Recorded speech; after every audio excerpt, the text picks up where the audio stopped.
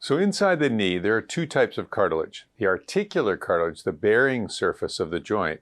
and the meniscus cartilage, the shock absorber of the joint. When we replace the meniscus, we're taking a donor meniscus cartilage and arthroscopically inserting it back into the person's knee where they're missing that meniscus shock absorber. By returning the meniscus, the knee then can function normally, have normal shock absorption, diminish the pain from arthritis, and hopefully prevent the development of arthritis. And so many people who have lost the meniscus or had a torn meniscus and had it removed, or had a repair of a meniscus that didn't work.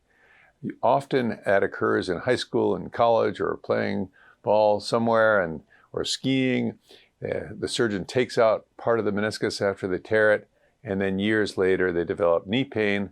and they come to us for a meniscus transplantation, a meniscus replacement. So fortunately, we've developed the techniques for replacing the meniscus as an outpatient procedure through small arthroscopic portals, and then returning patients back to full sports after they're completely healed. So meniscus surgeries occur almost 1 million times a year in the United States, where a surgeon goes in with an arthroscope, trims away part of the meniscus cartilage, and unfortunately the patient is often left with pain or develops arthritis. So when we replace the meniscus, we again look in with the arthroscope through small arthroscopic portals, can widen it a little bit and take a donor meniscus tissue, insert it back into the knee, and then sew it in what's called the 3-tunnel technique that we developed years ago, where we insert the horns of the meniscus back into the normal anatomic insertion sites,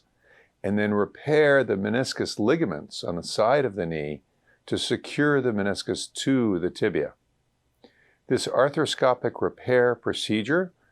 permits people to get back to full sports after the meniscus is healed, which usually takes 1 to 3 months after surgery.